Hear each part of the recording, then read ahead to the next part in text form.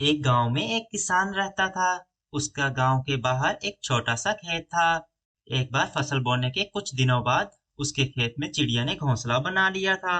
समय बीतता गया तो चिड़िया ने दो अंडे भी दिए। उन अंडों से छोटे छोटे बच्चे निकल आए। वे बड़े मजे से उस खेत में अपना जीवन गुजारने लगे। कुछ महीनों बाद फसल पक गया और कटाई का समय आ गया। अब चिड़िया और उसके बच्चों का वह खेत छोड़कर नए स्थान पर जाने का समय आ गया था। एक दिन खेत में चिड़िया के बच्चों ने किसान को यह कहते हुए सुना कि कल मैं फसल की कटाई के लिए पड़ोसी से पूछूंगा और उसे खेत में भेजूंगा। यह सुनकर चिड़िया के बच्चे सहम गए थे और किसान की बातों से भी परेशान हो गए। उस समय चिड़िया कहीं गई हुई थी। जब वह वापस लौटी तो बच्चों ने उसे किसान की बात बताते हुए कहा, माँ, आज हमारा अंतिम दिन है। रात में हमें दूसरे स्थान के लिए यहाँ से निकलना होगा। चिड़िया ने उत्तर दिया, इतनी जल्दी नहीं बच्चों, मुझे नहीं लगता कि कल खेत में फसल की कटाई होगी। चिड़िया की कही बात साबित हुई। दूसरे दिन किसान का पड़ोसी खेत में नहीं आया और फसल की कटाई ना हो सकी। शाम को किसान खेत में आया और खेत को जैसे तैसे देख बड़बड़ाने लगा कि पड़ोसी तो आया नहीं। ऐसा करता हूँ, कल अपने किसी रिश्तेदार को भेजता हूँ। चिड़िया के बच्चों ने फिर से किसान की बात सुन ली और परेशान हो गए। जब चिड़िया को उन्होंने यह बात बताई तो बोली, तुम चिंता ना करो, आज रात हमें जाने की जरूरत नहीं है। मुझे नहीं लगता कि किसान का रिश्तेदार आएगा। ठीक ऐसा ही हुआ और किसान का रिश्तेदार अगले दिन खेत में नहीं पहुंचा। चिड़िया के बच्चे भी हैरान थे कि उनकी माँ की हर बात सही हो रही है। अगली शाम किसान जब खेत में आया तो खेत को वही स्थिति में देख बहुत गुस्से में हुआ।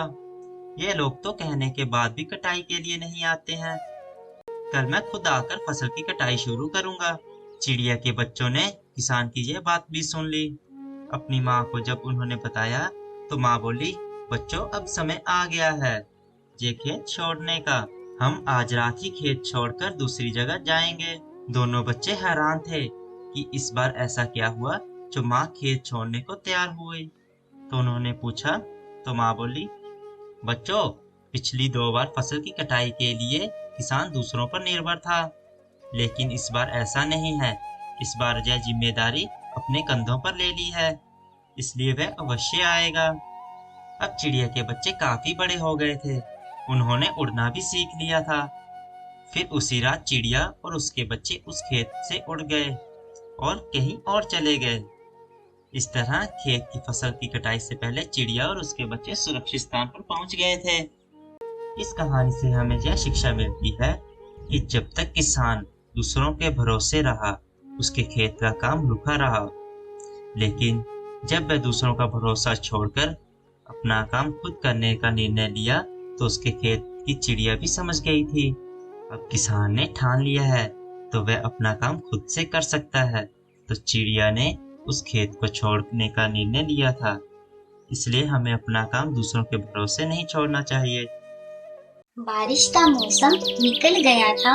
सभी पंछी अपने अपने घोंसले को सही करने में लगे थे। रानो, तुम इतना चिंतित क्यों हो? बुलबुल बहन, इस बार हमारे जंगल में ज्यादा ठंड पड़ने वाली है, इसलिए हमें इस बार अपने घोंसले को पहले से ज्यादा मजबूत बनाना होगा। ठंड तो हर बार पड़ती है रानू, पर इस बार चिंता की क्या बात है? बुलबुल बहन, कल मुझे नदी के किनारे परदेसी पंछी मिला था। उसने बताया इस बार हमारे जंगल में ठंड के साथ साथ बर्फबारी भी होगी, इसलिए हमें भोजन भी इकट्ठा करके रखना होगा। सुबह होने पर सभी पंछी दाना लेने चले जाते हैं। शाम होने पर दाना लेकर लौट आते हैं। बुलबुल अपने घोंसले में बैठी थी, तभी उसके पास रानो चिड़िया आती है। बुलबुल बहन, मैं कल तिनके देख रही थी, हमें मजबूत तिनके ढूंढने होंगे। रानो, कल दूसरे जंगल पक्के तिनके ढूंढेंगे। सुबह होने पर रानो और सभी पंछी पक्के तिनके ढूंढने निकल पड़ते हैं। रास्ते में उन्हें बड़े बड़े मशरूम दिखाई देते हैं। बुलबुल बहन, वो देखो बड़े बड़े मशरूम के पेड़। रानू, इन मशरूम को अंदर से खोखला करके हमारे गरम घर बन जाएंगे। सारे पंछी ऐसा ही कर। सर्दी का मौसम आ गया और बहुत सारी ठंड और बर्फबारी होती है।